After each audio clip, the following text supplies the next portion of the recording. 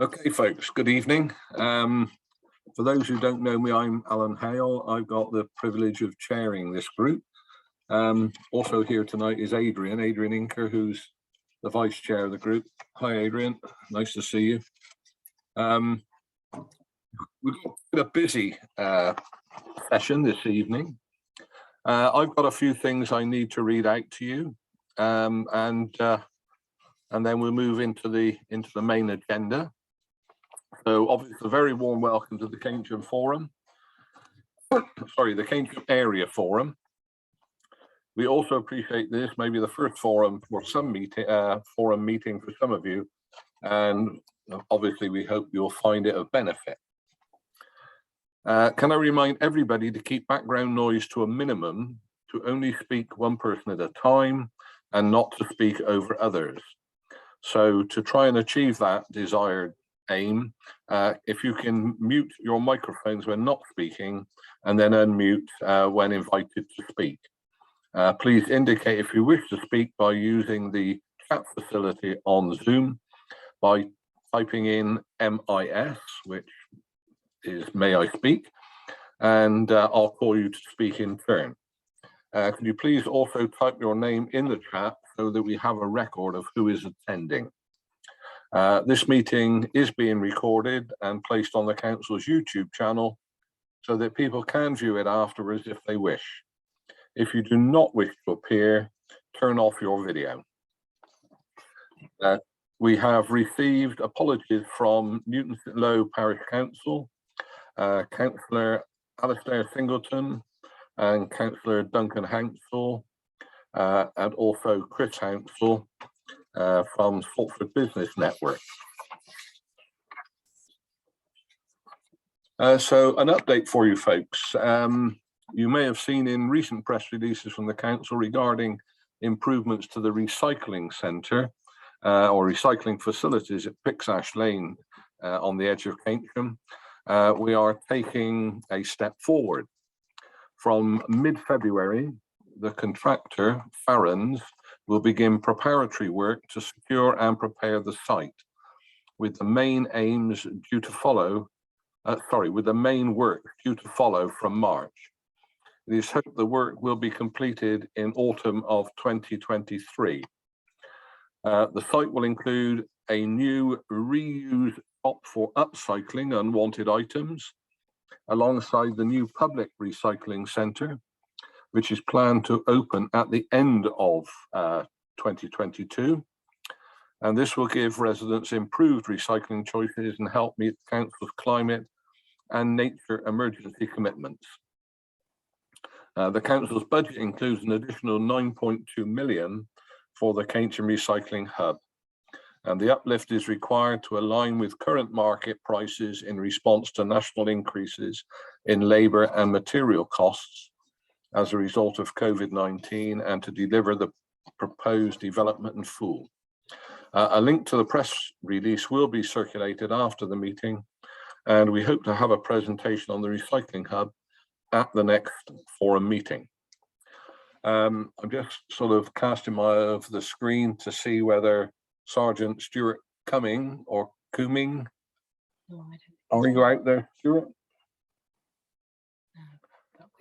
From the fire. If we go to him, have we? Yeah. Okay. Obviously, Stuart's not here yet, but we do have John Cowley from Avon Fire and Rescue Service. John, do you want to give us a quick update, please? Oh yeah. Can you hear me? Okay. Yeah. You hear me? Yeah, we can hear you, John. Yeah. Sorry, thank you. Yeah, sorry. Sometimes a bit temperamental. Yeah. Good evening, everyone. My name's John. I work at Hicksgate Fire Station. I'm just to here give you a sort of update on what we've been doing the last few months, and sort of moving forwards what we're looking to do in the local area regarding community engagement over the next few months, moving towards the summer. In the last 3 months, I mean, the service as a whole has been COVID. We've been maintaining our standards as we have throughout the whole sort of pandemic, really, in terms of social distancing, cleaning around the station, which has really helped us to sort of keep the workforce in a good state. So we've done pretty well with that, really. That's meant that we can carry on doing all our community engagement as we would have normal. So home fire safety biz around the Keynsham area. In the last 3 months, we've conducted over 30 of those. We've done school visits, so 8 school visits, and community education events as well. Just to give you an update on fires, over the last year, we've seen quite a decrease, actually, possibly due to people working at home a lot more, less people being out on the road. So vehicle fires have gone down quite a lot. Small fires as well. We have seen a slight increase in accidental dwelling fires, and also in other fire incidents, but on the whole, the sort of the trajectory is going downwards, really. The last sort of, I don't know if you're aware, but at Hicksgate, we also, as well as having like a fire engine that responds locally in the service, we also have the urban search and rescue team, which we've been doing a lot of training in the last year to keep our sort of competencies on that. We visited Cotswold Airport 3 times, just to train if we ever had an air accident that we had to respond to. So Cotswold do dog handler, lots of training with her as well, and really through the next year, we're trying to moving towards the summer. We've got a few community events, but one in Salford. We always focus on water rescue this time of year. Well, moving towards the summer, obviously Salford, Bath, looking to do events down in Salford just to kind of educate. Tends to be younger people in terms of water safety. We continue our home fire safety visits. We've got more training planned for the year with our youth team. Just to give you an update, there was quite a big fire at New Year up on the Brislington Trading Estate, Dixon Road. I don't know if anyone was aware of that. Quite a challenge for us in terms of what was involved. And moving forwards, we kind of, and that's really it for me, unless anyone's got any questions they want to ask regarding what we've been doing at Hicksgate. Thank you, John. Are there any questions? Yeah, I've got a question. Go on, Andy, if that was you. Yeah, Andy. Yeah, that was, well, I'm not sure that was me, but this is me. I'd like to ask your advice, really, because I noticed Hal is also here, so he's been with me. There's a group of people who live on the River Avon, quite near Bateman Yard, well, between 30 and 40 houseboats there. Right. And in the summer of 2020, one of the owners there built this horrendously long and high fence, which effectively maroons the residents once the river overflows. Because as I don't know how well you know this part of the river, but basically is that down by the marine? Yeah. No? Not the Keynsham Marina. No, it's behind Waitrose, past the sewage works and down there.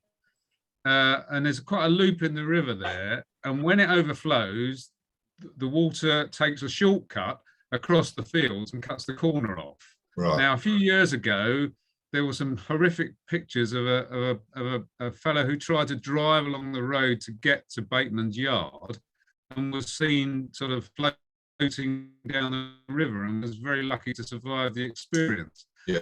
The problem we've got is that if that river overflows and there's a medical emergency, the air ambulance normally lands on land which is slightly higher up towards the Avon Country Park. But because he's built this fence, they can't access that route anymore. Right. And we wrote to your boss, probably, I think it was you. No, me. Our vehicles can drive along the Bateman's it's a private road, driving on the road to Bateman's. Now, I challenge that because I've just told you, I've seen cars floating away from that road. And I would like to invite somebody from the fire service down so that the residents can actually explain to them what the problem is, because I'm not sure that whoever it was who responded actually understands the situation down there. I think it's very dangerous. Okay, I can pass that on to the station manager here, and I can have a chat with him.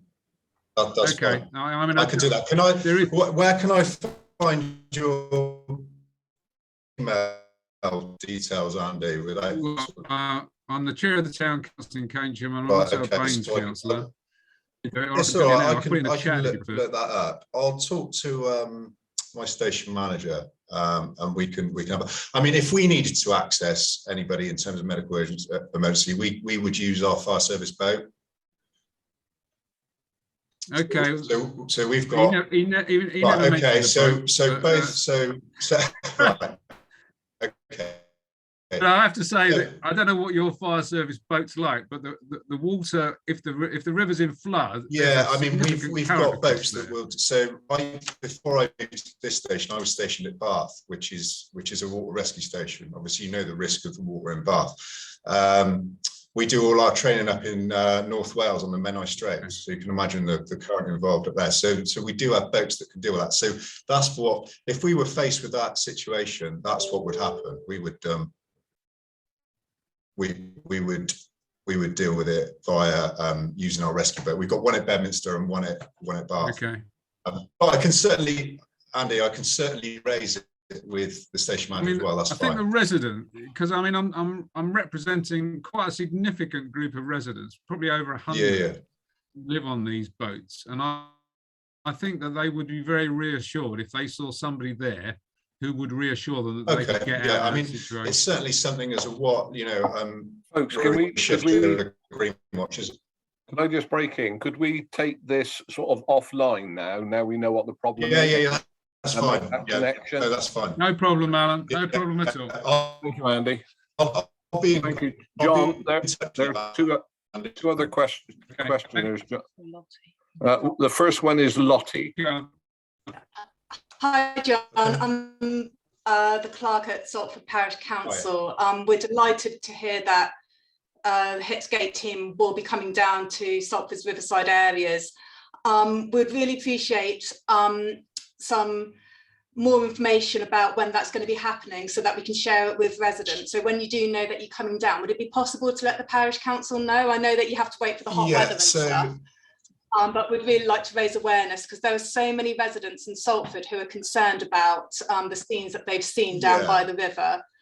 And I think they'll be really reassured to know that the Hitsgate team are coming down and trying to, as you say, educate people who may be a bit worse for wear and on the riverbanks for a long time. As you know, fortunately, we haven't had any, tragedies in the recent past, but as a section of river, it still averages once every 2 years that a young person dies there. So that's a big concern for a lot of residents when they see all the young people down there.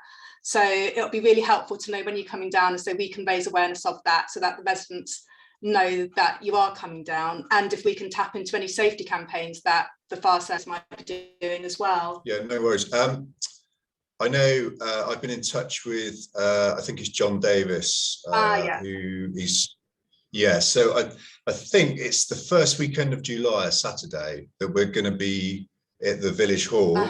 Great. I can double check on that and get back to you. I can contact John as well. What event is that for? So this is like a community village event that they're doing at the hall, but we're planning on having a presence there. Okay, great. We can talk to anybody that comes along about it. But are you planning on going down to the riverside itself? Yeah, so we during the summer there'll be campaigns, and Bath Fire Station also will be involved in that, I imagine, because they tend to sort of, that's their specialism, so they'll cover that as well. But we can be in touch. I can be in touch about when they're planning. That'd be brilliant. Thank you so much. Yeah. No worries. All right, thanks. Brian Simmons. Brian. I was just saying to Andy, that blockage of the riverbank is an enforcement action with the council planning department. Okay. I'll take it offline, Alan. I'm sure you'd appreciate that. We've Yeah. been down that route, Brian, and that is not an official footpath. Oh, right. Okay, well, we won't resolve that tonight, but at least we've had the opportunity to have a chat about it. John, thank you very much for your time. That's right. Sorry. Can I just, sorry, Alan. Sorry. We've got quite a busy. I'm going to have to leave the meeting now, if that's okay. Only because we've got a major incident declared because of the weather overnight. John, that's fine. So no we've got problem. quite a lot to do at stage. Yeah. Well, can you take back with you our thanks for your time. Thanks from the community for the guys and girls that are doing the job, and hopefully tomorrow won't present you with too many difficulties. But thank you for this evening. No, hopefully. Good luck. Right. Good luck. Yeah, thank you very much. Thanks, everyone. Thank you. Sarah. Yeah, in the absence of Sergeant Keynsham, we wanted to let you know that the Community Safety Partnership, which is the council and the police and the fire and other sort of agencies, are looking to review their community safety plan, which ran from 2018 to 2021. So one of the things they want to do is ask the community about some of the priorities and concerns that people had.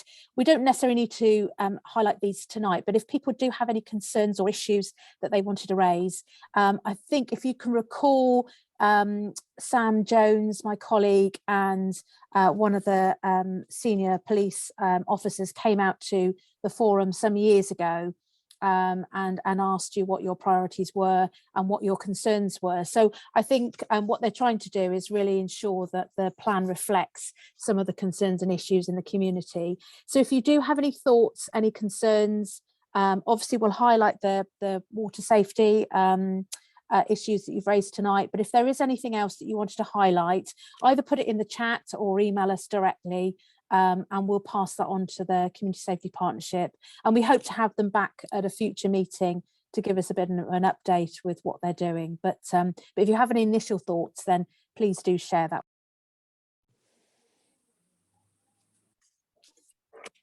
Okay, thank you, Cara.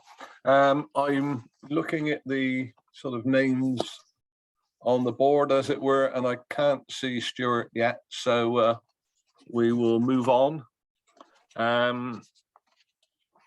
The next speaker then is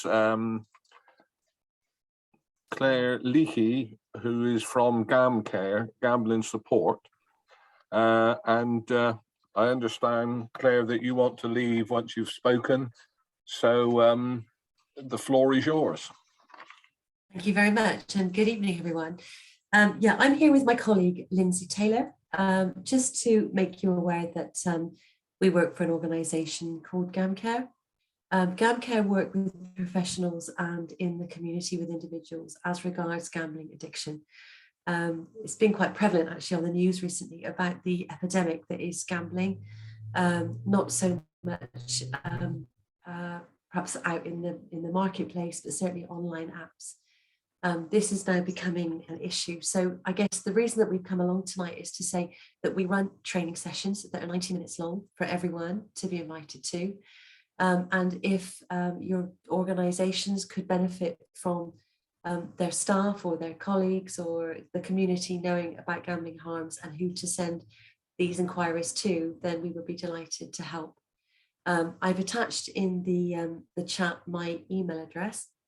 And just really to ask if you have any questions as regards gambling harm, really, for the next couple of minutes that we can clear up or clarify for you.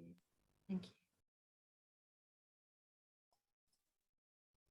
Alan, one of the things we wanted to do as part of this this section of the agenda was to highlight, sort of have a theme around the impact of financial stresses and supporting communities. So we obviously the presenters for this next section sort of were highlighting the services available. So I think what's interesting, we've as a team have been on one of your training sessions, Claire, and it's really useful about highlighting some of the things that we had no idea about in terms of, you know, gambling just wider. But I think there's some organisations here that might be able to link up with you and learn more. Okay, shall I give you a quick bird's eye view about problematic gambling then, in that case? Would that be useful now? Please do. Yeah, okay. I work for the women's programme, but that's not to say that men aren't also affected by problematic gambling. Currently in the UK, about 5% of the UK population, nearing 5% now, have a moderate to a severe gambling addiction. And 1% of the population have a severe gambling addiction. And perhaps we can argue that that's not a huge percentage of the population. But we times that by about 8 or 10 for the amount of people that are affected by somebody else's gambling, then we kind of talk about big numbers, really. There's a lot of stigma to gambling, particularly with women. They don't say they're doing it. 98% of women use adverts. You'll see that it's flooded from the Foxy Bingo types of adverts to Gala Bingo. They're sort of everywhere, aren't they? Because what happens is that the gambling industry sponsors programs like Emmerdale or I'm a Celebrity, so they can sort of infiltrate their adverts all through it. People download apps, and the apps are actually set up that people have a win instantly, pretty much. It's not money. The main things that people present with, because they don't talk about gambling harm and the harm to the family, is they present with debt. We run the National Gambling Helpline, and I would say that 99% of people that call the National Gambling Helpline are seriously in debt. In the Southwest, the average problematic gambler debt is £77,000, and until fairly recently we gambled on credit cards, so you can imagine the kind of harm that caused. So there are three main elements. People will present with relationship problems, and they will present with mental health issues. And if any of those are going on, then there could well be gambling underneath it. About 7% of the population now gamble on a monthly basis to pay the bills. They believe that that's the way that they can actually fund their income for that month. Women don't come forward and say they've got a gambling addiction because they don't think there's anyone that can help them. They also are scared the kid's going to be taken off them, so they keep it to themselves. And so what we do at Gamcare is we train professionals, we go into the community, and we talk about the fact that it is going on out there. And we talk about the kind of services that we offer as well. We offer a 90-minute session, which we'd be delighted to send you details of. That would be important to you. We talk about how to start a conversation, because often that's a really difficult thing to do. And also at Gamcare, we offer free counselling for counselor, so that we can support. So yeah, it is an epidemic. It increased in COVID, as everything has. There are some very serious connections to domestic abuse, to drugs and alcoholism, to social isolation, and to mental health. It's not being addressed. Any legislation, any watersheds in terms of the advertising, it's a free-for-all. My colleague Lindsay works in the youth programme, and I'm going to pass on to her now to talk a little bit about gaming and gambling, which again is a real epidemic with young people starting at the age of 2 and upwards. And very often parents don't know what their children are doing. It's one of those areas that actually the kids know more about the subject than we do. So again, we provide information on that. So I'm going to pass over to Lindsay, unless you've got any more questions for me. So can I just say something? Certainly. Hi, I'm Wendy, and I'm part of the legal money lending team. Yeah, there is a link definitely between gambling and illegal lending. I've got a client at the moment who's actually gambled away his wages to try and pay his rent, and I've literally begged his landlady to keep him in the accommodation while he tries to get help. So yeah, you're quite right. They do gamble away to try and pay for bills and things like that. Absolutely, yeah, and it's a strange addiction, Wendy, in that you can't see it or smell it as an addiction, which I know sounds so obvious, but that means that people do get into hellish problems with it, and can keep it silent. Yeah. And really away from partners and families. People actually don't know. And I would say that it is a serious addiction. I've worked as a psychotherapist with addiction for a few years, but certainly if we clubbed all the addictions together, from hoarding to heroin and everything in between, far more people take their own lives through gambling addiction than any other addiction by far. It might be written on a death certificate or a coroner's report, but that doesn't mean it's not happening. But actually it means that the figures are skewed. So yeah, what we would do if you work in debt management companies or organizations, we are there to help. Can I just break in, ladies? Adrian has been patiently waiting to ask a question, so it would help if you want to ask a question to type it in MIS or to indicate with your hand on the screen rather than just have a conversation. Adrian, do you want to ask your question?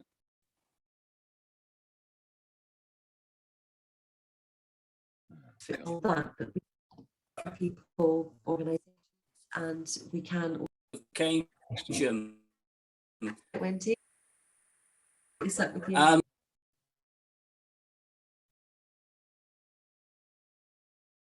new organisations with domestic violence, etc., able to identify at the lower level, if you like, but also to signpost them on to higher levels of support if and when it might be needed. So any help from your organisation to help us, yeah, we'd be delighted to identify that issue. Definitely. That would be brilliant. Yeah, that's what we do, and certainly within the community there are some people who are at most at risk of gambling addiction. They include, for starters, people with trauma, abuse and neglect as children. So as a psychotherapist, I've really yet to meet someone with an addiction that hasn't experienced trauma, abuse and neglect as a child. Social isolation, mental health issues, and alcohol, often combined, which exasperates the situation, as you can imagine, because bigger risks are taken. Problem, peer gambling, you know, everybody's doing it, or the family do it, it's a generational thing sometimes. So absolutely, it's just about being aware and being able to spot the risk factors and the signs, because it won't. It's very interesting how these issues come out when you're in a conversation with them about another issue, and it tends to find its way into the conversation. Yeah, and you know, I get it. If you're someone who's been moved, I'm speaking to a woman at the moment who's been moved from Leeds to the Bournemouth estate in Weston.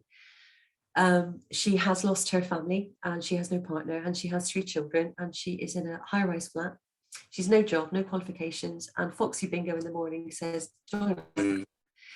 You'll be £50,000 better off possibly by this afternoon. Why wouldn't you? You put £10 down and we'll follow it. And the idea is certainly that it's a community thing, it's fun, it's a group activity. That's the kind of adverts that are showing to be, but actually people get very isolated, and 98% of people are doing it on their apps, and that is not as a social occasion. That is often as a means of escape from their life, not as a thing at all, but for escape, to pay the bills, to get away from a partner, to improve their life and their standard of living.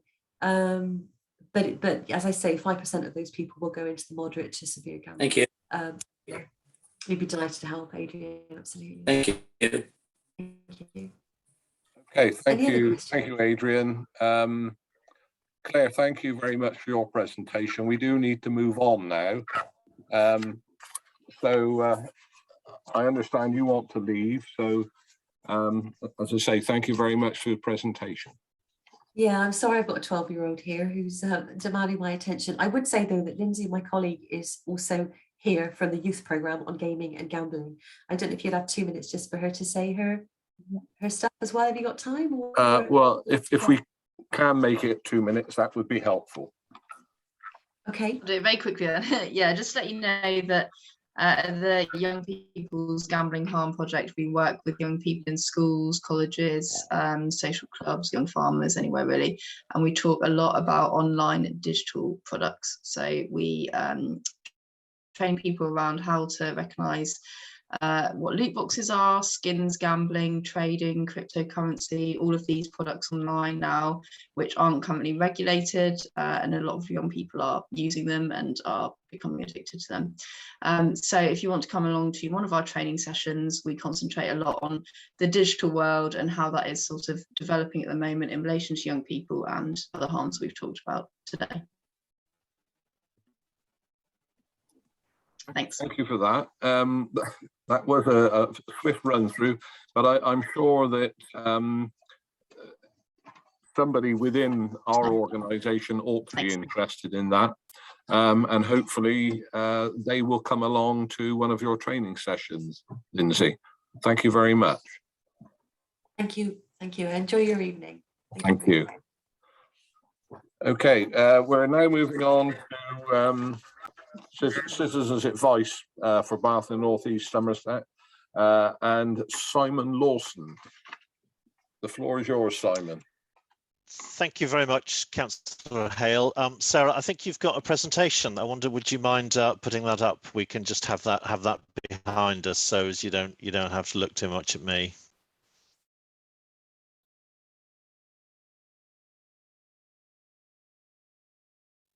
Perfect. Thank you. Thank you very much, Sarah. So we're here to talk to you this evening, just very briefly, about the work of Citizens Advice in B&NES. Oh, hang on. To talk about the work of Citizens Advice in B&NES and particularly how we can help residents and communities deal with the effects of the cost of living crisis and generally rising costs in energy prices and everything else.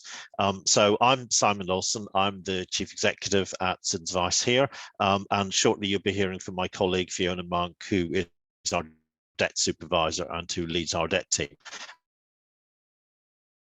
Coincidentally, we both happen to live within the Keynsham area forum, Keynsham forum area, who obviously have a particular interest in all. I'll be saying on to the end, because my daughter is at Brownies at the moment, that coincidentally finishes at 7:30. Can I have the next slide, please, Sarah? So just a quick overview of the services that we can provide. We have what we call a general advice service, and the strapline for that is who means that anyone can come to us with any sort of problem, and we will try and resolve that without any further work. But sometimes we need to then sort of do a follow-up email, follow-up letter, follow-up telephone call on behalf of our clients. Sometimes we then need to do a follow-up appointment as well. It just depends on the level of issue that there is. But it's the message is get people to contact us. As I said, whoever you are, whatever the problem, we can help, and we can maybe refer you on to one of our specialist teams, or else refer you on to another more appropriate service outside of ours. We have specialist benefits and debt advice. And you'll be hearing a bit more about the debt advice later on. And these provide sort of ongoing casework on behalf of people with more complex and difficult problems. We also have access to some local lawyers who can provide advice for free to people. And on particular areas around employment and family, and we're hoping to, and we can tell you more about how you can access those services. We also have access to a range of support for people in terms of financial support, either in terms of actual grants or vouchers. Now, some of these we administer ourselves on behalf of a number of organisations directly to people in response to, depending on the criteria of our funder. But more often we can make applications on behalf of people and help them make applications. And this huge range of financial support out there. So it's important that people come to us, and our expert advisors can guide them through, help them provide. We're keen to prevent problems happening as well that we have coming to us. We look at trends in those, and if we identify problems in, if you like, the system, then what we can do is we can actually develop a campaign to try and change some of the policies and procedures that are having an adverse effect on people's lives. And of course, that work goes much beyond the actual people that we're able to help ourselves. And the picture you see there is 3 of our young recent trainees who joined us under the government's Kickstart programme. And we're very pleased to have some sort of young enthusiastic people working for us at the moment. Can I have the next slide, please, Sarah? So just to remind people, if you don't know much about our service, the core principles that we abide to is our services are always free. They are always independent of anybody, even the people who pay for our service, our funders. We're always impartial, and we're completely confidential, so people can be assured that if they come to us, unless you give us consent to that, and obviously that there are times when we do ask your consent, but the service is completely confidential. Can I have the next slide, please, Sarah? So just a short piece about our impact. So these stats relate to our service in the last calendar year, so the whole of 2021. We helped almost 5,000 local residents during that time who live in the B&NES area, so those residents. And you'll see that we helped them deal with 15,000 advice issues. So you can see that most people will come with an average of about 3 advice issues, although of course some people will come with a lot more than that. Our top advice issues are always benefits, debt, and then housing. And those 3 combined will be about 2/3 of all the advice problems that we help people deal with. Last year, we recorded financial gains on behalf of our clients of just under £6 million.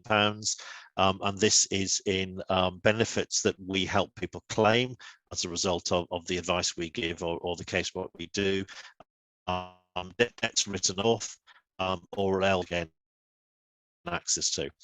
And for a service that costs just over £600,000, but bringing in almost £6 million is quite an achievement, and it's something that I'm most proud about, and it's something that I congratulate our advisors as much as I can about.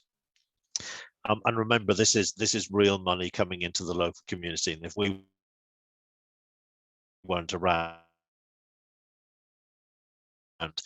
people wouldn't be able to access this level of support. We carry out, again, for the whole of last year, show that 92% of our clients would hit of the national average. Again, that's something that I'm quite proud about. Can I have the next slide, please, Sarah? And as part of that client satisfaction survey, we asked people to record any of their thoughts about us. And this is just a random one I picked out from October to December last year. And you can read it here. It's been brilliant. I'm elderly on my own, suffer badly with anxiety and depression. Without you, I don't know how I would have coped. That's very typical of the lot of the comments that we get, and the support that we're able to provide people. Can I have the next slide, please? So I'm going to hand over to my colleague Fiona, who's going to tell you a little bit more about what we can offer in terms of debt and financial advice. Thank you. Thank you. Thanks, Simon. Hi, can you all hear me? Yeah, I can hear me. Good. Just checking. Yeah, so I'm Fiona. I supervise the small debt team. We've got currently we've got 3 paid debt advisors and 3 volunteers who are working with me. So where people have come in contact with the service or been referred in and they have kind of complex debt issue. So that's either complex because of the nature of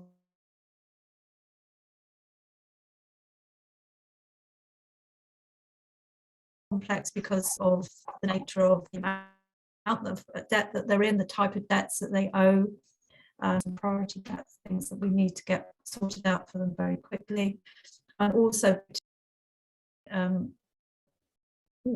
keeps talking of benefits that are unclaimed in this country. I mean, it's contrary to what a lot of people think.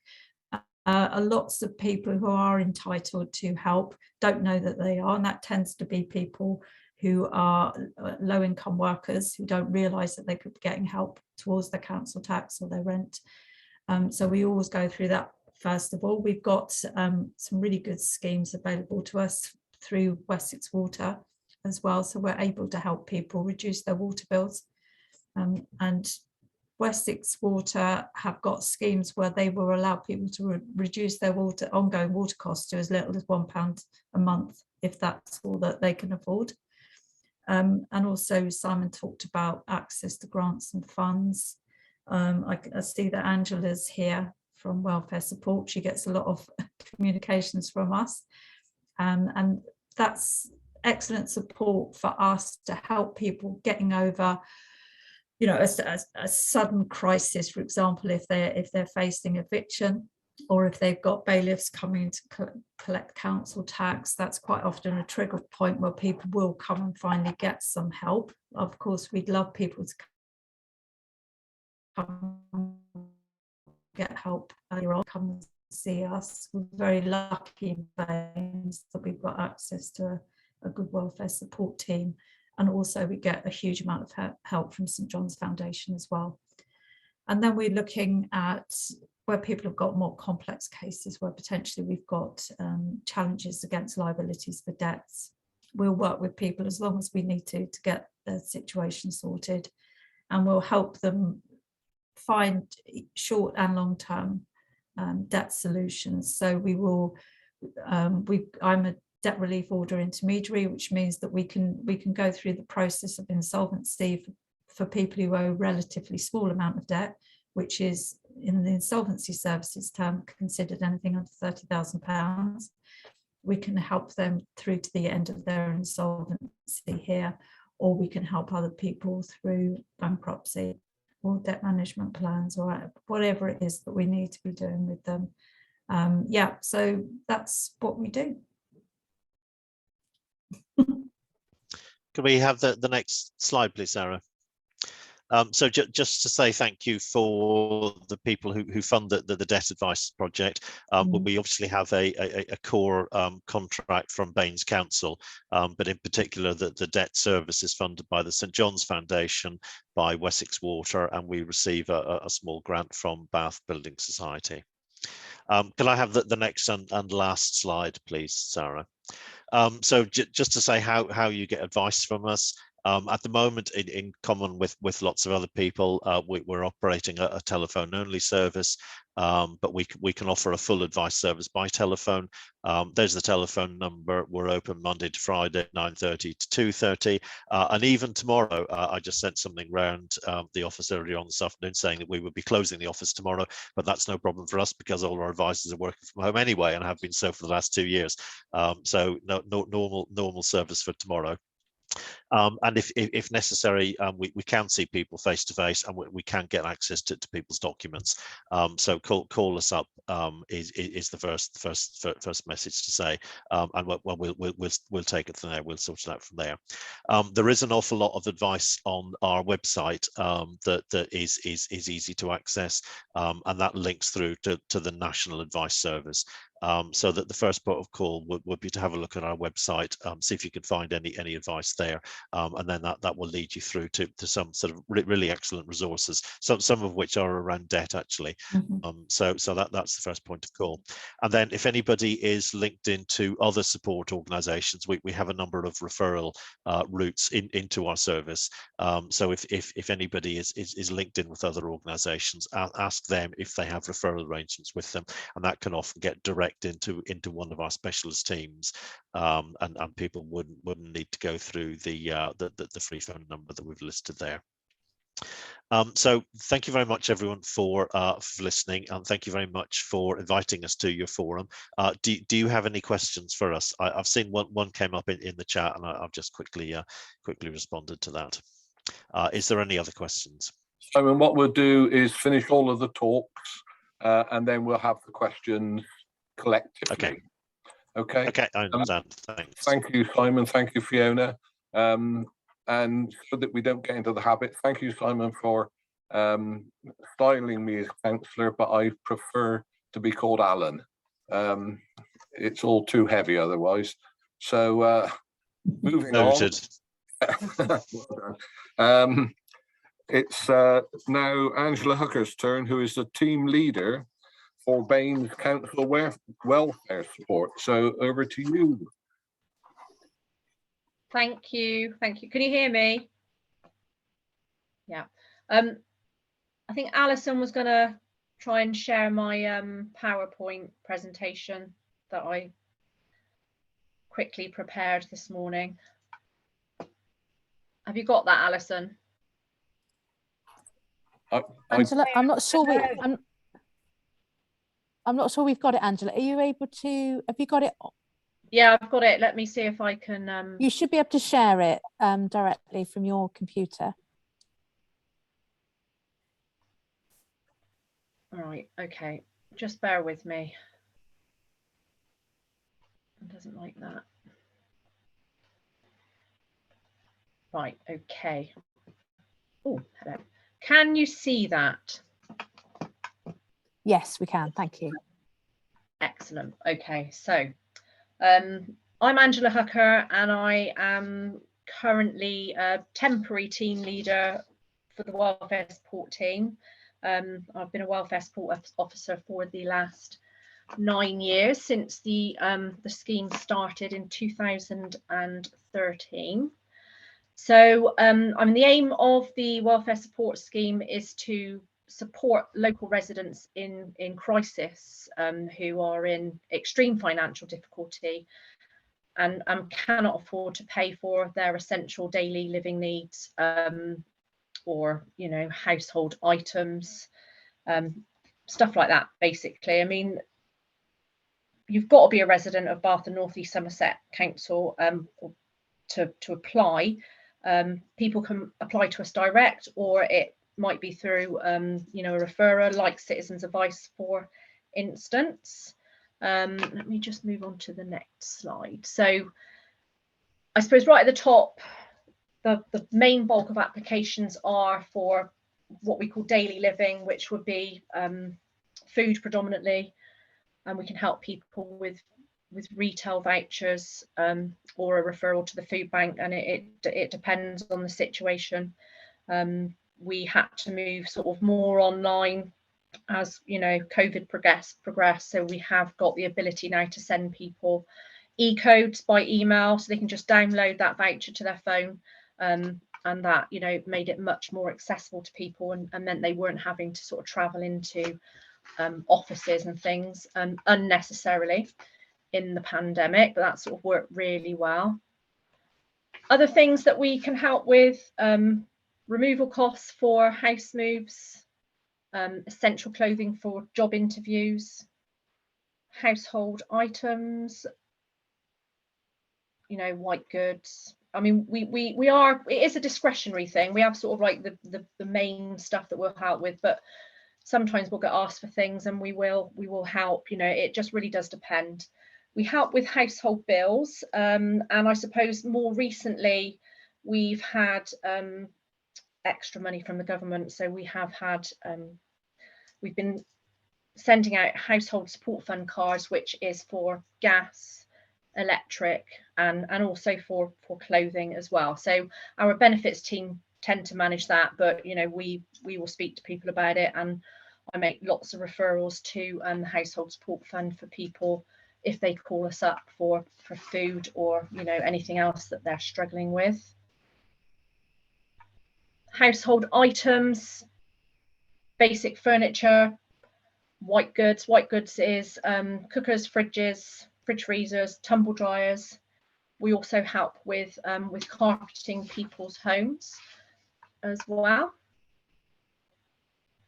Debts. So we might help with council tax. We might make a couple of instalments as a short-term measure. Again, there is discretion around how much we can pay to a certain level, and we have been helping with certain court costs as well when people have been summoned or have bailiff action against them.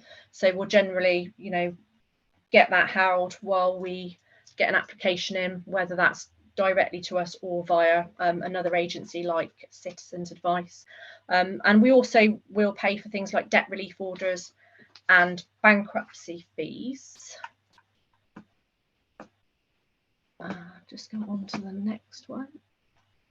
So rent in advance is something else that we will help people with at the start of a tenancy, up to the local housing allowance rate, obviously taking into consideration, affordability of a tenancy. So, we'll look at lots of different things before we make that payment, but we can help with that.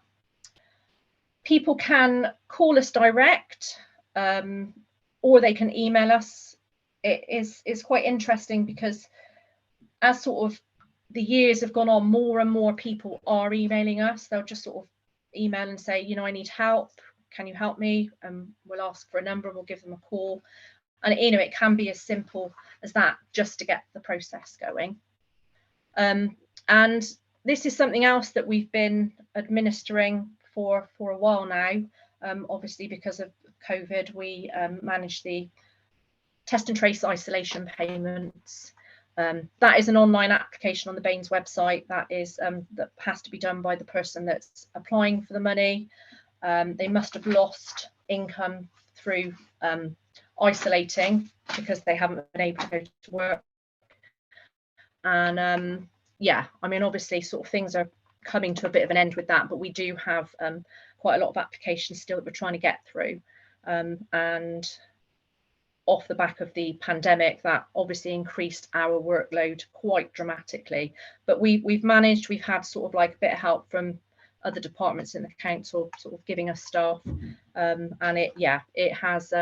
it's been an interesting time, I have to say, because the welfare support service has sort of grown, and obviously we got extra money from the government because of COVID. So this year I think our expenditure in total, which does include test and trace payments, discretionary housing payments for sort of rent arrears, is over £1 million, which is quite staggering, really, when you think our usual yearly budget that we had to work with was 190,000. So it increased dramatically. But that is it really in a nutshell about the welfare support scheme. So I will stop sharing my PowerPoint, and I think it's questions at the end. Should anybody have any? That's lovely. Yeah, we'll have the questions at the end. Thank you for that. There was quite a few illuminating details there, for sure. Surprising details. So we'll move on to the Great Western Credit Union, and welcome Sim Ilias. Have I pronounced that right? Sim? Very good. Well done, Alan. Thank you.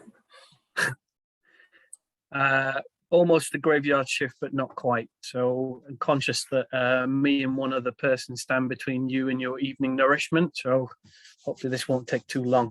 I'm Sim. I'm from Great Western Credit Union. I'm going to run through a brief introduction of who we are and what we do. Welcome questions, which, as you've heard mentioned, will be reserved to the end.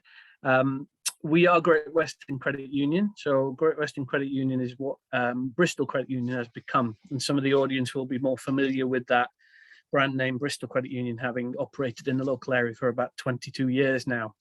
We became Great Western Credit Union to reflect the change in our constitution. What that means is that we've changed our common bond. The common bond is basically just the catchment area that we serve. So previously we were Bristol Credit Union, we were serving Bristol, Bath and the surrounding area. So if you were living in a BA or a BS postcode, we could provide you with a service. but now we've taken in the 4 neighbouring counties as well. So that includes Gloucestershire, Wiltshire, Dorset and Somerset. Great Western Credit Union, I think, just more accurately reflects who we are and what we do now.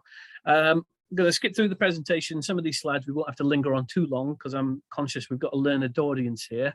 But if there's anything specific that you want to raise, then feel free to pose that as a question at the end. So one of the first kind of points around outlining what is a credit union, because some people don't really have a great deal of familiarity with it. It's a cooperative, a mutual place for your savings, and we provide an alternative to high street and subprime market as far as finding affordable credit products is concerned. We're different to a bank or a building society because we work democratically. We've got a volunteer board of directors who work independently, and we pride ourselves on being ethical and accessible. So the chances are, if you're ending up working with a credit union, it's because you've been denied service from the high street because of credit difficulties, because you're fleeing domestic violence, because you're recovering from alcohol or drug dependency, or for some other difficult reason. And we're often used as a stepping stone of getting back into mainstream banking services. Next slide, please. So after the question around what is a credit union, the next most popular question that we have posed to us is, how safe are my savings? So if we decide to work with you as a credit union, what are the risks that I'm entering into? And essentially, there are no more risks associated with working with a credit union than there are on working with institutions from the high street. So we're fully authorised and regulated the same way any other financial institution is on the high street. We've got an independent complaints procedure. We've got all the insurance and regulatory capital required to operate as a financial institution, and any deposit in a single account up to and including £85,000 is covered by the PRA, which is part of the Bank of England, the same as it would be on any banking facility available through the high street as well. Next slide, please. Some quick facts about Great Western Credit Union then. So we've been around for about 22 years. Originally, we came together as a credit union, combining 4 different community credit unions that were operating in Bristol. We became Great Western Credit Union last year. We offer services to about 750 business members. We've got partnerships with local authorities to tackle issues like homelessness, and we've got healthy year-on-year growth. So probably that figure of 21,500 members is now a little bit out of date. We're a shade over 22,000. We've got about £10.5 million held in capital savings on behalf of those members. And then of that money, we've got about 7.5 million, 8 probably now, lent out to more than about 5,500 borrower members as well. Next slide, please. Money at work. This is the bit of the business that I look after. So this is an acknowledgement of the increasing significance of financial well-being in the workplace and in society in general. So people will be very familiar with the notion of mental well-being, physical well-being, but this crucial third component that impacts everybody's life is financial well-being. And you can, in the same way as physical and mental health, you can have good and bad financial health. What we try and do is work with employers who are interested in doing more for their people than just paying them at the end of the month, not just having that very straightforward transactional relationship of you come and work for us, we pay you at the end of the month, and we repeat the process next time around. Instead, they're acknowledging the significance of financial well-being, and this is helping them have people working for them who have greater general well-being, better overall well-being. Holistic welfare is better looked after, so they tend to perform better at work and be more capable in terms of their workplace relationships, less absenteeism and all that other kind of good stuff. I'll cover that in a short time as well. Next slide, please. So as I mentioned, this is a response to the increased focus of welfare in the workplace. The COVID pandemic has just kind of drawn a big focus on that, put a magnifying glass over it, if you like. There is a real increase in the agenda as far as well-being in the workplace is concerned, because it really matters. A lot of these things that people are doing now around, you know, establishing a work-life balance and stuff like that is very critical in that. So the structured approach that we provide is basically based around deductions from payroll to do very straightforward things. If you've got good financial help, you probably think it's quite elementary, but things like deductions on a regular basis, so you can squirrel some money away that will allow you to deal with financial shocks whenever they hit. If you haven't got good financial health, that's probably not a feature of what you do day to day. it's important to mention that actually the scheme isn't anything transformational or revolutionary. We're not going to have you taking huge steps that are going to feel uncomfortable. Instead, it's about marginal gains, so that when those financial shocks hit in the future, you're in a position to deal with them using the money that you've got saved up, rather than having to scramble around at the last minute and enter into expensive payday lending agreements or rely on family members or friends, or oftentimes go without, because that's a very common answer to the question when people are faced with financial shocks. Have the next slide, please. Here's a cross-section of some of the employer partners that we're working with. B&NES Council is among them. We've also working with Bristol City Council and Dorset Council. So a lot of the local authorities, registered social landlords, but increasingly we're working with commercial businesses because they're just as keen now to retain their talented staff, to make sure they haven't got a high turnover as far as recruitment costs are concerned, and training, absenteeism, all the different things that can make a difference to the bottom line within a business. Next slide, please. Definition of financial well-being, which is quite useful for some people. 4 key elements. There are lots of definitions out there, but this one I particularly like. So you've got a control over your daily finances, the capacity to absorb a financial shock. That second one is very, very important. You're on track to meet your financial goals, whatever they might be. And you've got the financial freedom to make the sorts of choices that will allow you to enjoy life. And anytime any of these any element of these 4 components is not quite in place, people tend to have an impact on their financial health, which is going to be fairly meaningful, sometimes quite profound. The next slide, please. This is some research that's done by the Royal College of Psychiatrists. Financial worries often appear at the top of the list as far as the different things that people worry about in daily life. So the other things on there won't come as too much of a surprise, looking after your family, current affairs, relationships, work-life balance.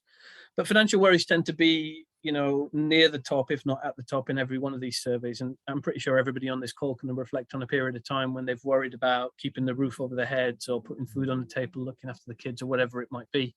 And this is just, again, an acknowledgement of the fact that this is a major feature of everyone's life. Have the next slide, please. Some figures, some stats around the impact of, finances. So about 1/3 of households have no cash savings whatsoever. So that means that their ability to absorb a financial shock is nothing. If a financial shock hits, they've got to borrow to deal with it, or rely on some other mechanism, perhaps, borrowing from family or friends, or going without. Some of these are quite surprising. So around about 1 in 5 households earning a very decent amount of money into the household, 55k plus, of no cash savings whatsoever. There's been a 10% real-time reduction in income in the last decade because of the various factors around inflation, the cost of living. 17 million people of work age have some money set aside for a rainy day, but it's only about £100. So as you can imagine, that's not a very rainy day. That's, way exceeded by something really straightforward happening, like your washing machine blowing up, or the cost of your MOT being a little bit higher that time around. And what we help people do is just improve that situation a little bit through very low impact measures. Have the next slide, please. What can be the impact of having poor financial health then? So some quite stark figures here, actually. So you're about 4 times more likely to suffer with anxiety and panic attacks, about 9 times more likely to have a sleepless night, and about 5 times more likely to suffer with depression. So the correlation of all these different factors that play into good financial health are quite stark. They're quite obvious to see when it comes to organisations like Citizens Advice and Gamcare and Wendy with the illegal money lending team and stuff, because issues exist on their own. They're all interconnected. Next slide, please. Is concerned, all these factors that we've been to cost, and that's people not performing to their full potential.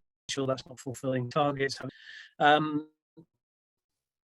And all of these things, all of these factors make a difference as far as the employers are concerned. And that figure, the 13 to 17% of a salary cost, is really, it really resonates with employers. That's the kind of thing that they tune into, because of course they want loyal staff be productive, they're going to have good workplace relationships, and they want to tackle many of these issues as it arise as a consequence of having poor financial health. Have the next slide, please.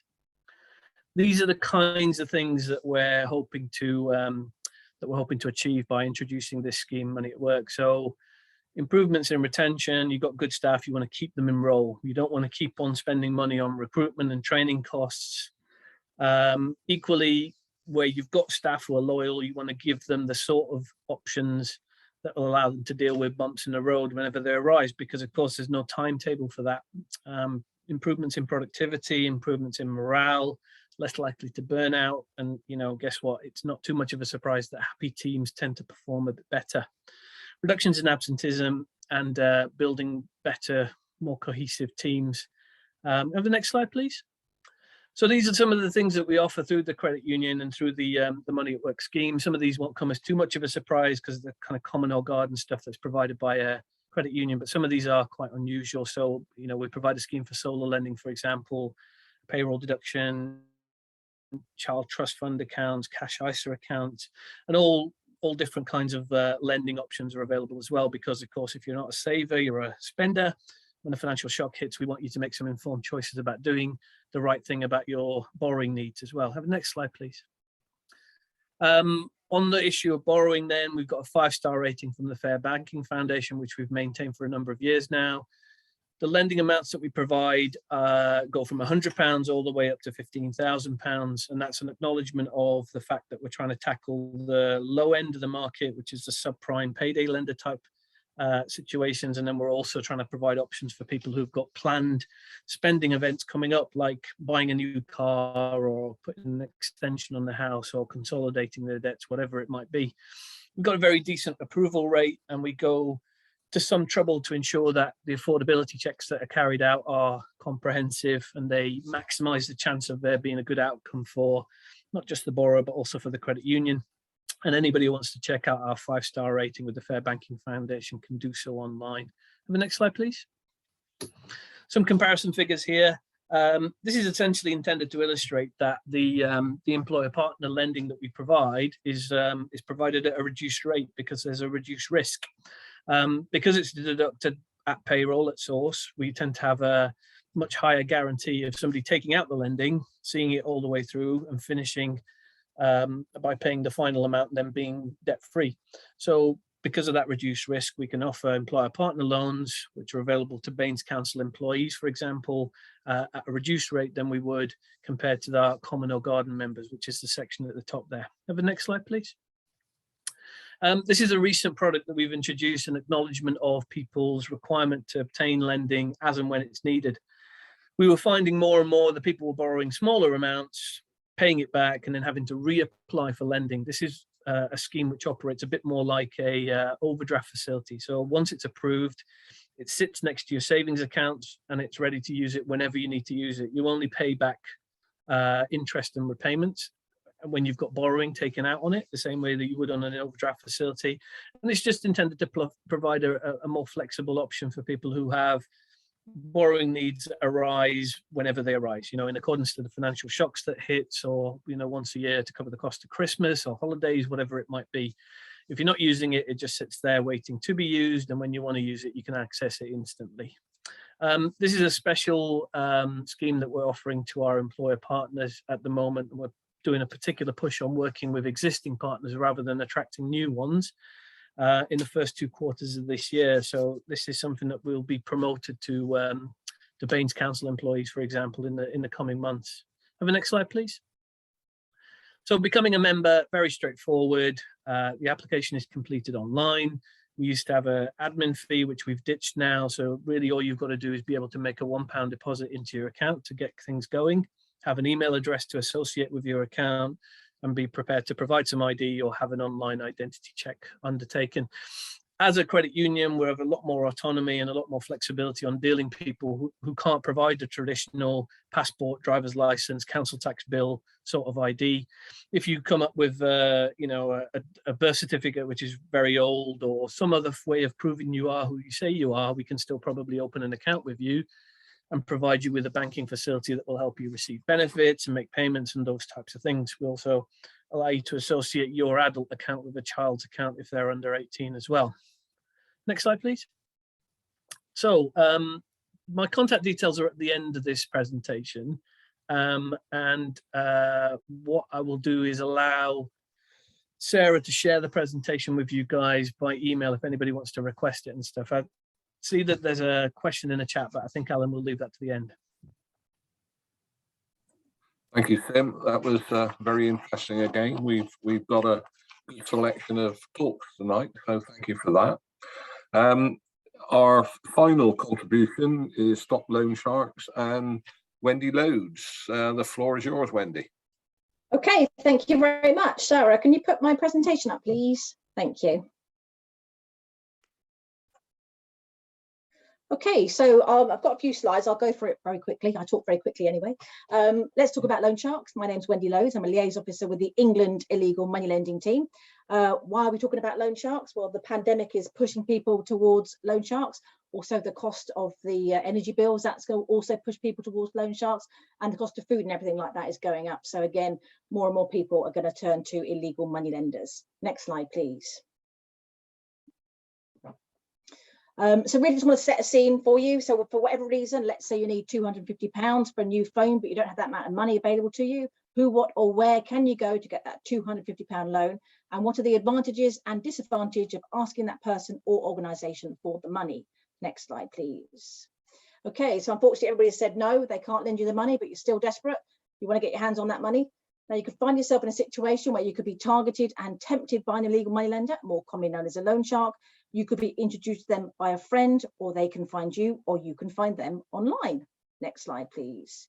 So what is a loan shark? A loan shark is simply somebody who lends with having the correct permission, which is granted by the Financial Conduct Authority.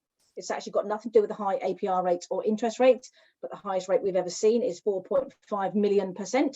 So that's why we always recommend go to a credit union and never borrow from a loan shark. It's got nothing to do with bullying or harassment, but we do find if people are unable to pay, they do get bullied and harassed, and sometimes violence used against them. So it's simply to do with not having the correct permission to lend money. Next slide, please. So who are the Illegal Money Lending Team? We're basically, we're more commonly known as the Stop Loan Sharks team, and we investigate, arrest and prosecute and convict loan sharks and support their clients. We're made up of investigators. We've got seconded police officers, financial investigators, an intel team, and I am one of 16 liaison officers that support victims up and down the country. And we also have our own legal team as well. So say I'm a liaison officer and I'm one of the 16 that support the witnesses. So what does a loan shark look like? It could look like me, it could look like you. I started this job back in 2007, and I thought every single loan shark, if you watch EastEnders, is going to look like Phil Mitchell. If you don't watch EastEnders, that's a big burly bloke. I do meet the odd one like that, but not many actually look like that. My very first loan shark was actually a 78-year-old little old lady in Bristol. I remember thinking, oh my goodness, she can't possibly be a loan shark, but she was. So it was an introduction into what loan sharks could actually look like. You'd be amazed who we've arrested. We've actually arrested a counsellor for illegal lending in the past. We've also arrested a couple of doctors. One got a custodial sentence. And we've also arrested somebody who worked for the police. So say loan sharks could be anybody out there. Next slide, please, Sarah. So what do the effects of high lending look like? We had one young woman borrow £75 to buy school uniforms for her kids and end up paying back over 30,000 over 5 years. One young man borrowed 250 quid off a guy in a pub to buy a car and ended up paying back £90,000. And one couple borrowed £300 or rather to pay for vet's bill and ended up paying back over 30,000 in 3 years. Next slide, please. This was the guy here that was charging 4.5 million. His name was Thomas Johnson. He made over 200,000 over 5 years. He told one debtor that he'd break his legs and bury his body. He actually never carried out any of those threats, but threats is enough actually to make most people pay. He spent the money on drug and alcohol, so a very nice chap. He pleaded guilty to illegal money lending and money laundering, and he was jailed for 33 months. Next slide, please. To check if somebody has the correct permission, you can actually go on the FCA website, put in the name of that person or the organisation, and it'll tell you straight away if they have the correct permission or not. You can also email the FCA if you do come across an organisation that does have the correct permission but is going about it in improper fashion. So you can email them or ring them up as well. Next slide, please. Loan sharks, we normally say are friends or friends of friends or somebody in the community people know quite well. But what I will say is it is starting to move online now, especially through social media. This is what we call the Snapchat illegal lender. It was a student at university. He was paying an influencer to actually advertise his loans. He'd actually never met his victims, which is really quite unusual for us. He asked for photos of ID, benefit entitlement, and also a picture of the front door. So obviously if people weren't able to pay, then he knew exactly where they lived. He was charging over 100%. He actually abused one of his victims in London, and he was actually sentenced to 16 months. Next slide, please. So our hotline is 0300 555 2222. It's manned 24 hours a day, every single day. It's manned by investigators and liaise. Calls can be anonymous, but we do need something to investigate. Quite often people will ring us up and tell us a story. We can't investigate a story. So if they're not willing to give their details or the loan shark's details, give us some streets. We can go in some streets and leaflet drop and door knock, and you can bet your bottom dollar if somebody's borrowed in that area, other people will have as well. And we also have an email and a text service as well. Next slide, please. Simon very kindly talked about credit unions. That's where we do recommend people borrow from. Obviously, if people can't borrow off their banks and the banks aren't lending that many people, then we never recommend payday lenders or home credit companies or obviously loan sharks. We always recommend people go to their credit union, and obviously Great Western Credit Union is the credit union for you. Next slide, please. So if people do come across a client who's gone to a loan shark but doesn't want to speak to us, we now do live chat Monday to Friday, 9 AM to 5 PM. People are much more happy to type away, aren't they, than actually pick up the phone and ring us. So gently nudge your client to call us, to contact us through live chat. And we are also on Twitter and Facebook, so please follow us on social media. Next slide, please. We're doing something called the Partnership Recognition Scheme, which is a scheme to reward partners for the work they do to raise awareness and prevent loan sharks. There are some benefits to doing this, obviously raising awareness and things like that. You get priority access to grant funding. Every year we take money away from loan sharks and we ask people to bid for pockets money up to £5,000 to roll a project out. The funding, the bidding starts in April, finishes in June, and you have until the end of the financial year to actually roll the project out. So if you are interested, next slide, please. I think there might be a, yeah, next slide, please. Sorry, the one after that. Yep, if you are interested, then I'm sure Sarah will send up my presentation to you. Download the brochure, have a read through, and if you've got any questions, please contact me and we can have a chat about it. Next slide, please. So really, just to say, help us stop loan sharks. I do offer training sessions for organisations. So again, if you range from anything from sort of 15 minutes to an hour training session. So if you are interested, then please drop me an email and we can arrange something for you. Together, we do our best to get rid of loan sharks. To say the problem's getting worse, it's not getting any better. So we do need to do something about it. Thank you very much for your time. Thank you.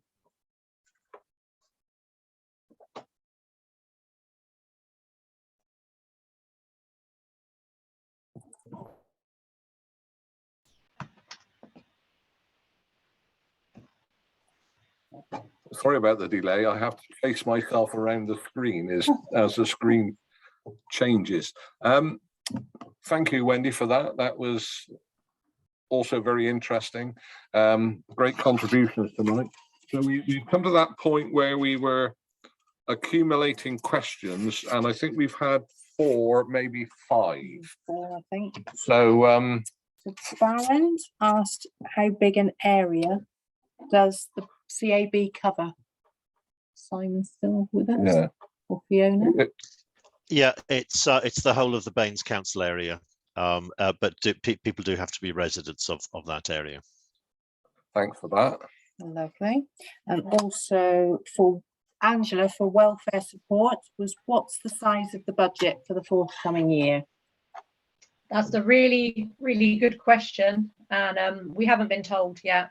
I have asked that question, but it is it's either not been decided or I'm just not privy to that information yet. I'm sure we'll find out probably mid-March maybe, but we'll hope to get at least 190,000. That's local welfare provision, and then obviously we have the DHP pot that we manage as well. But it would be nice if we got a little bit more, because yeah, people are kind of expecting a certain level now, because that's what we've been offering for the last year. So yeah, sorry, I don't know. Okay, and then one for Sim was what interest rates do you pay those who are investing with you? Okay, so if I'm understanding the question correctly, this is people who are making deposits with us. Different to a bank or a building society, we pay an annual dividend. So your monthly interest, which is the money that's earned on the savings deposits that you've got with us, are not paid weekly, monthly, quarterly, or whatever. We do that once a year. That amount is set at our AGM, and everybody who is a member has the opportunity to vote at the AGM. The rate of interest that we use is based on the Bank of England base rate. So last time it was paid at 0.25%.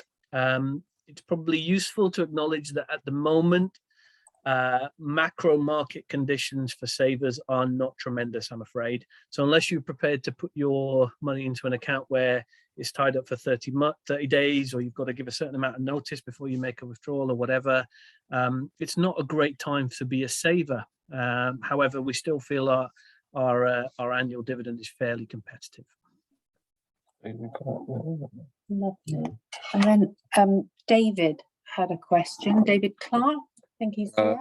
Are you here, David? I'm here. Okay. But my sound's not good. Okay, shall I read it out as I understand it then, David? Thank you.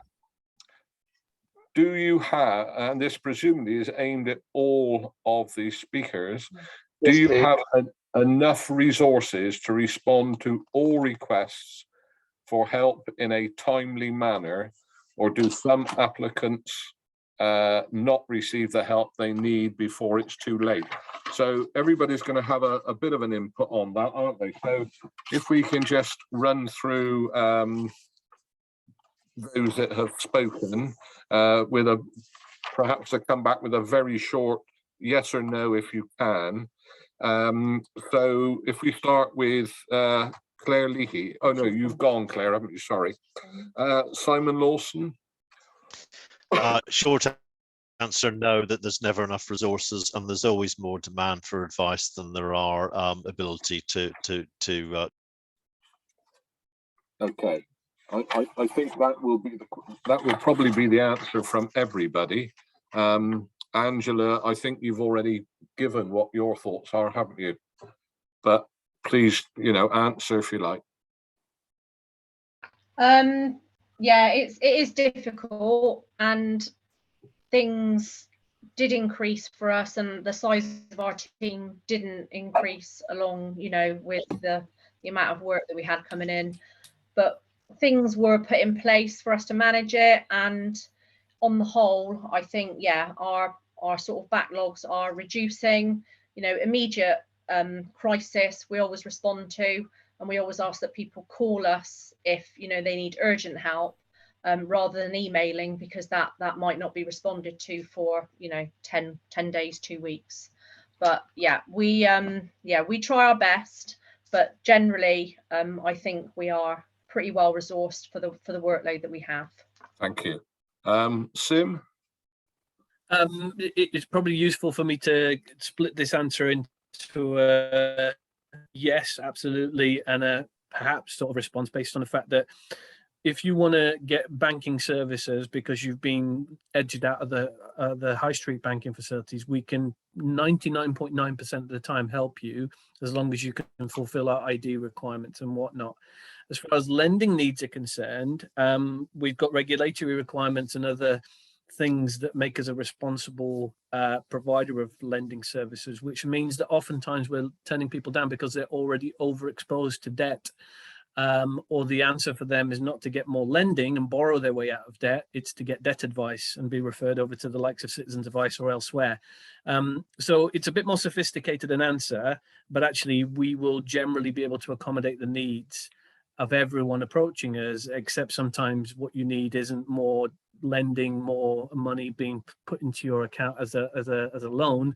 It's actually more advice around your overall financial position, if that makes sense. Okay, thank you, Sim. And Wendy? Yes, thank you. Yes, we do have the resources. The busier we get, the bigger our team gets, and every case is looked into. And when a client calls our hotline or types on live chat, their liaison officer will contact them within 12 hours. So yes, we do have resources to deal with every case. That's great. So it sounds as though for the most part, people are on top of it. But equally, you know, we never want to say never, do we? If there are more funds coming your way, then that's good. So that's the questions and answers. Yeah. We have, are there any more questions or? No? Okay, thank you for that.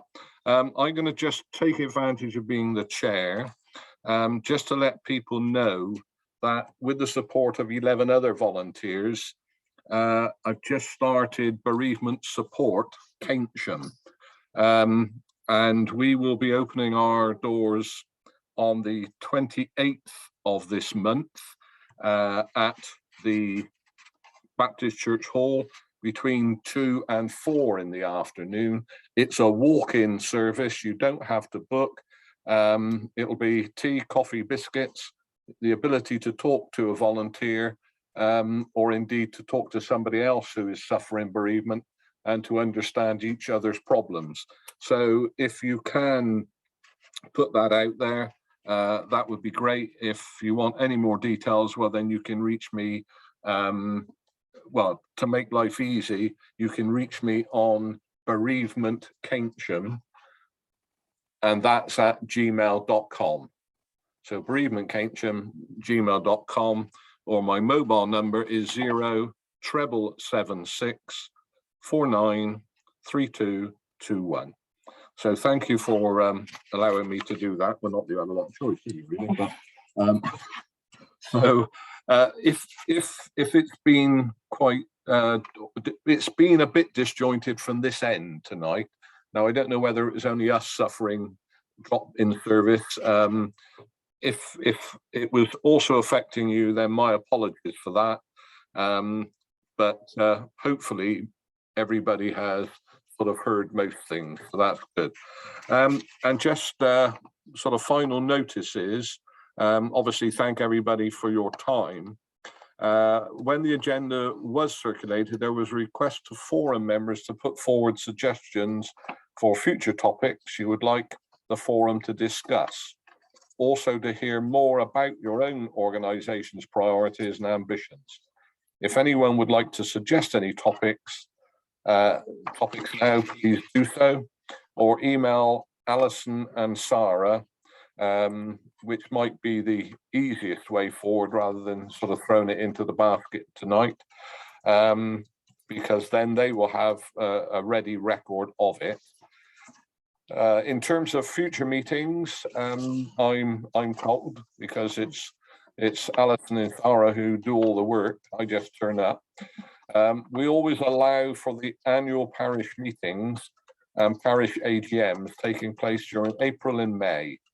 So we're not scheduled to meet until Thursday, June the 23rd.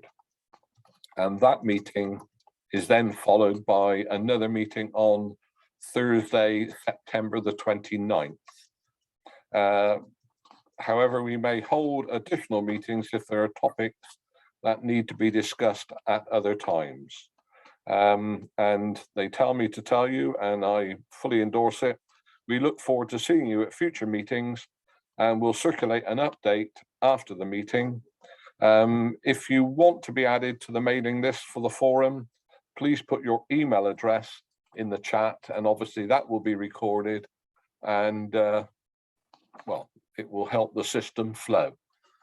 So thank you very much for your attendances tonight. Thank you for those who have contributed to it, and hopefully we will see Stuart coming on at the next meeting to bring us up to date on the situation with Avon and Somerset and all of the facts in relation to that. So thank you, folks. It's been good seeing you and listening to you. See you at the next meeting. Thank you very much. Thank you.